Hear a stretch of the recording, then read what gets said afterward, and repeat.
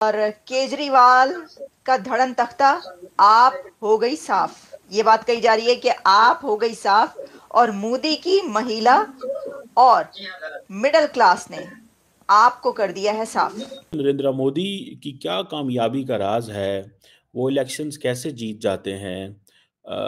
अभी जो दिल्ली के अंदर इलेक्शंस हो रहे हैं, उसमें मैंने देखा है कि उनकी पार्टी जो है उनके पास तकरीबन 48 सीट्स हैं। आम आदमी पार्टी जो है वो 22 सीट्स के साथ खड़ी है। मान लीजिए भाई ये हमारे शौक छीनते हुए तुम्हें दोस्तों, दिल्ली के इलेक्शन खत्म होने के कगार पर हैं। भारतीय जनता पार्टी ने प्रचंड बहुमत हासिल कर लिया है और कांग्रेस अपना खाता भी नहीं खोल पाई है। इतना जरूर हुआ है कि कांग्रेस का जो वोट परसेंट है वो 2% बढ़ा है।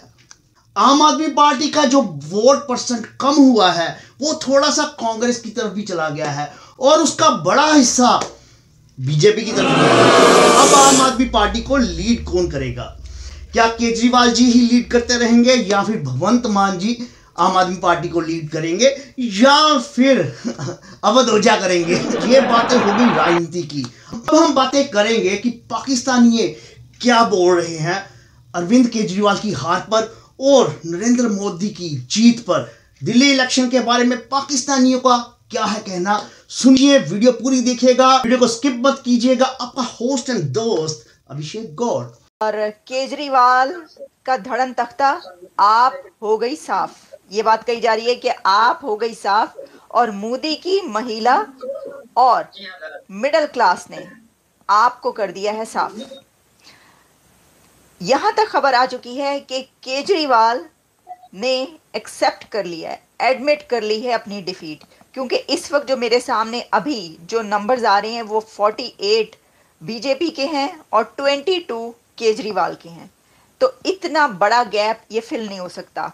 तो जो विक्ट्री है वो हासिल हो चुकी है मोदी साहब को। राहुल गांधी का भी हाथ है और राहुल गांधी का हाथ इसलिए है कि राहुल गांधी ने भी उनको क्रिटिसाइज किया था। मतलब अंदाजा ये करें कि किस किस्म की पॉलिटिक्स है कि जो आपके ओपोनेंट है आप उसको क्रिटिसाइज कर रहे हैं। तो कह रहे हैं कि ऐते राहुल गांधी ने जितवा था जी मोदी को। तो वो वक्त भी आना था कि जब राहुल गांधी मोदी को जितवा दे। वो इस तरीके से कि राहुल गांधी ने जो आप है उसको आड़े हाथों लिया, उसको क्रिटिसाइज करना शुरू कर दिया। तो इससे ये हुआ कि अगर जो कांग्रेस है उसके जो वोटर्स का कुछ हमदर्दी का वोट, या जाहिर है कि क्योंकि आप जो है वो मोदी के खिलाफ केजरीवाल, तो इस वजह से कांग्रेस के लोगों का तो जाहिर है कि वो केजरीवाल के साथ ही होंगे। लेकिन अगर राहुल गांधी जो है वही वो उसको क्रिटिसाइज करता है तो फिर तो वो वाला जो वोट है वो भी निकल गया उसके पास से। तो फिर बचना क्या था? फिर यही बचना था जो हुआ है, यही होना था जो हुआ है। जी हेलो दोस्तों, मैं हूं कमर चीमा। उम्मीद है आप लोग ठीक होंगे। दोस्तों, नरेंद्र मोदी की क्या कामयाबी का राज है? वो इलेक्शंस कैसे जीत जाते हैं? अभी जो दिल्ली के अंदर इलेक्शंस हो रहे हैं, उसमें मैंने देखा है कि उनकी पार्टी जो है उनके पास तकरीबन 48 सीट्स हैं। आम आदमी पार्टी जो है वो 22 सीट्स के साथ खड़ी है। और बड़ी क्लैरिटी है कि नरेंद्र मोदी जो है और उनकी पार्टी जो है वो दिल्ली के अंदर गवर्नमेंट बनाएंगे। ये एक समझ लें कि बड़ा बड़ा मुश्किल चीज़ थी। अब 48 सीट्स हैं, ठीक है जी।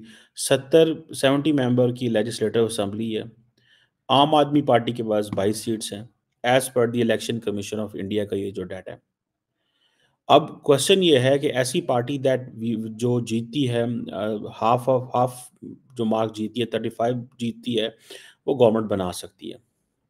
सो ये कहा जाता है कि ये जो इलेक्शन है ये बड़ा इंपॉर्टेंट था कि इसमें इज़्ज़त बेइज़्ज़ती का मसला होता है हमारे south Asia, India, Pakistan, Bangladesh, Indian area के अंदर ना, कि जी बीजेपी का इज़्ज़त बेइज़्ज़ती का मसला है, आम आदमी पार्टी की इज़्ज़त बेइज़्ज़ती का मसला है। कांग्रेस तो खैर बाहर थी सारी गेम में, ठीक है जी। अब ये आपको पता है दिल्ली जो है ये इसको बोलते हैं, ये फेडरली एडमिनिस्ट्रेटेड टेरिटरी है, जैसे इस्लामाबाद है पाकिस्तान के अंदर। और आम आदमी पार्टी 2013 से 2013 से रूल कर रही है और उनका कहते हैं कि जो बड़ा रिकॉर्ड है वेलफेयर का, दिस एंड दैट, इस तरह की चीज़ें। और अभी कुछ अरसे से उनके ऊपर करप्शन की एलिगेशंस आए हैं जिसको उन्होंने डिनाई किया। और आपको पता है कि वो जेलों में भी रहे हैं और एंड ऑल दीज थिंग्स। और इवन के आम आदमी पार्टी पंजाब चली गई, वहाँ भी हुकूमत बना ली। तो दैट वाज वेरी डिफरेंट कि शायद अपने आप को एक्सपैंड कर रहे हैं, लेकिन वो अपनी बेस से ही हार गए। ठीक है ना जी। और देखें, जब से नरेंद्र मोदी पावर में आए हैं 2014 में, दिल्ली में जो है नरेंद्र मोदी के खिलाफ गवर्नमेंट थी। ठीक है जी। सो आप इसी से अंदाज़ा लगा लें ये। अच्छा जी, आम आदमी पार्टी जो है एस्टेब्लिश हुई थी 2012 में, गवर्नेंस उसने 2013 में ली, और उसके बाद जो है कंट्रोल जो है वो 2015 तक उनका रहा, 2015 तक।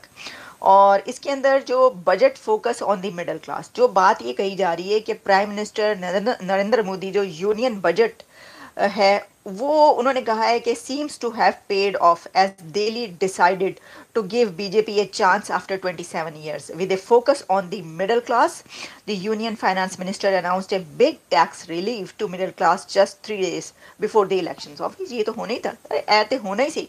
देखिए टैक्टिक्स होते हैं, इलेक्शन जीतने के अपने टैक्टिक्स ही होते हैं, वो तो हैं। अच्छा देखें, अगर आप ये कहें कि जी इलेक्शन जीतने से पहले उन्होंने मिडिल क्लास के लिए जो है वो लेकर आए, बजट लेकर आए, मुझे अच्छी तरीके से याद है।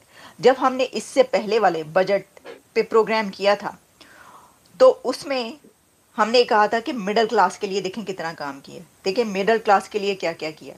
तो उस वक्त भी ऐसा था। तो वो कह रहे हैं जी upper middle class Hindus voted for BJP.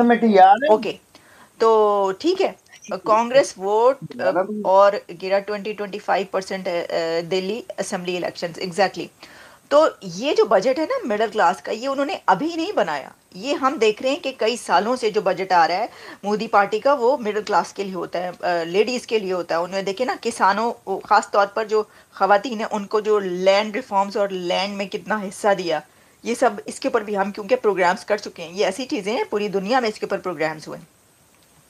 अच्छा जी, फिर ये है कि उन्होंने कहा है कि केजरीवाल जो है सेवरल टाइम्स उन्होंने ये कोशिश की है कि वो जो अपना उनका एक वो होता है, लेकिन उसको रिपीट कर करके वो फेल हो रहा था और वो उसको संभाल नहीं सके, ये भी बात कही जा रही है। The BJP leadership including PM Modi जो हैं वो इस वक्त उसमें है विक्ट्री में। फिर उन्होंने कहा है कि राहुल गांधी केजरीवाल रोस्ट, मतलब रोस्ट करना तो हमारा काम है, कभी कभी हम भी रोस्ट कर लिया करते हैं, कभी किसी को तो कभी किसी को, लेकिन हुआ ये कि राहुल गांधी ने केजरीवाल को रोस्ट कर दिया। एक अदारा है पीपल रिसर्च जो कि इंडिया की कंज्यूमर इकोनॉमी के ऊपर करता है। वो कहते हैं कि जी जो 67.16% जो दिल्ली की पॉपुलेशन है दैट इज मिडिल क्लास। 67.16% जो दिल्ली की पॉपुलेशन है, तो ये चीज़ है। सो बीजेपी अगर इनके अंदर चली गई है तो मेक श्योर कि ये बड़ी तादाद है। So the focus was on that. And then जो एक और चीज़ भी उन्होंने की, उन्होंने कहा जी जो आप आम आदमी पार्टी की जो स्कीम्स होंगी हम उनको बंद नहीं करेंगे। तो then again they won these people, उन्होंने इन चीज़ों को भी जीता। सो बीजेपी ने प्रॉमिस किया कि आम जी आप प्लस वेलफेयर प्लस होगी। ठीक है जी। तो ये चीज़ जो है वो थोड़ी सी नज़र आती है। फिर दिल्ली के अंदर जो जिसे वो कहते हैं ना रोड्स, सीवरेज, इस तरह की चीज़ों के भी वहाँ, क्योंकि वहाँ पे ज़्यादातर ये म्यूनसिपैलिटी के इश्यूज़ है ना, ड्रेन्स की ओवरफ्लोइंग है, पेथोल्स हैं, गार्बेज है, इर्रेगुलर गार्बेज, ये सारे चैलेंजेस मैंने पढ़े कि ये वहाँ पे दीज आर मेजर रीजंस कि वहाँ पे ये हैं। और मैं ड्यूरिंग द कैंपेन थोड़ा सा फॉलो कर रहा था, क्या मैंने कहा व्हेन द कैंपेन जब रिजल्ट आएगा फिर उसके ऊपर बात करेंगे। और रोड इंफ्रास्ट्रक्चर नहीं इम्प्रूव हो सका, और जो गेटेड कॉलोनीज थी middle and upper middle class area की रोड जो हैं वो सारी की सारी एक डिफरेंट जो है वो चीज़ है। और ये चीज़ नज़र आती है कि जी सड़कें ठीक ना होना, सफाई ना होना, ओवरफ्लोइंग सीवरेज होना, ये सारी की सारी चीज़ें मौजूद थी। और सिविक वर्क ना होना प्रॉपर्ली। तो मेरा ख्याल है कि ये जो डबल इंजन का आइडिया है ना, I think it's working. It's working, और लोगों ने देखा कि यार ये वो नहीं कर सके। इंडिया के अंदर फिर आपको पता है डेमोक्रेसी है, सारा कुछ है, ये चीज़ें जो हैं वो नज़र आती हैं। बहरहाल एंटी इनकम्बेंसी भी है फिर, अ, वो हमारे सामने आ रही है, और उसका भी 2012 से लेके 22 और 12-13 साल is a lot of time.